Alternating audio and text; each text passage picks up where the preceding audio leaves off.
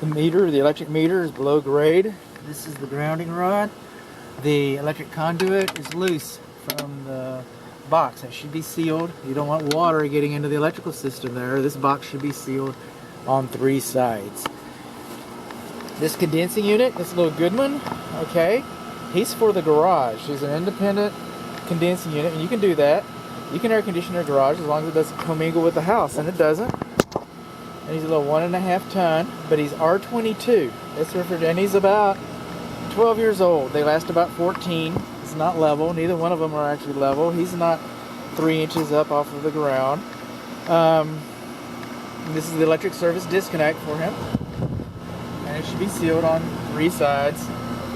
This old foam is no longer acceptable. It should be a foam like we're seeing over there. That doesn't have anti-theft Schrader valve caps. There's the data plate right here. So the last about 14, he's 12 years old, he's got R22. I'd go into a larger spiel about it. It's going to be on the inspection report, but since this is only for the garage, I'm not going to use a lot of time on that. This is the disconnect. Oh, saved by the bell. Okay, where we go here? Good home, this is Bud.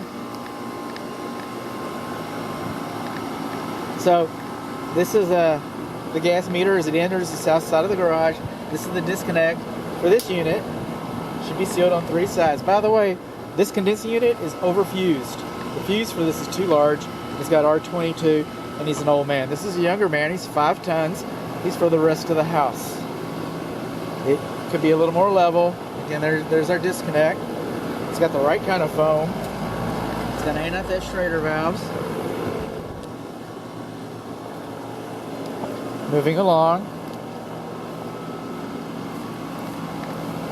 Here's the data plate for him.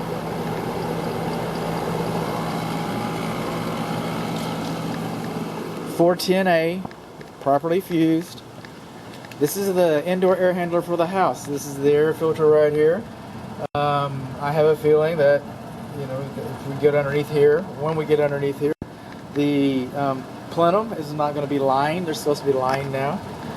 The primary evaporator drain line, you do have a vacuum breaker. You do have a vacuum breaker right there, so I guess that's okay. And you got a float switch. That's all right. Care and use manual.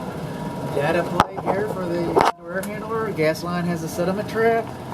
It's a installation all looks pretty decent, actually, to tell you the truth. We've got a thimble. The installation looks pretty decent. Pin. Running out of things to say about a decent installation. Moving on around, on along.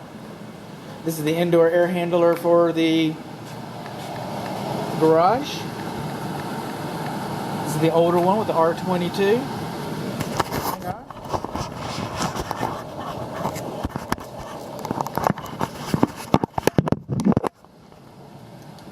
I cannot find the serial number anywhere on this guy.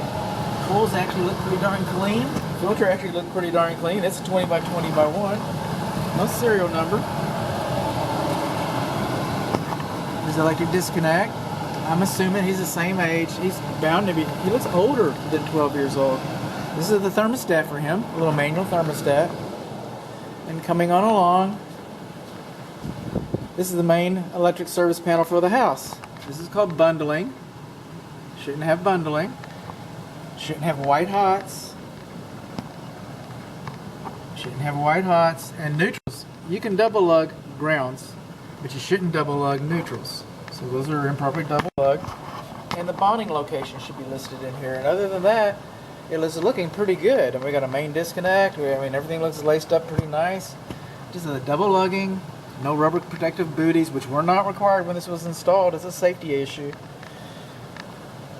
Bonding location, which is just writing. Bundling, which is pretty common. I'll have a statement about that as well. All these little holes, that's where they're supposed to come in. These large holes, that's for L1 and L2. It comes in through that.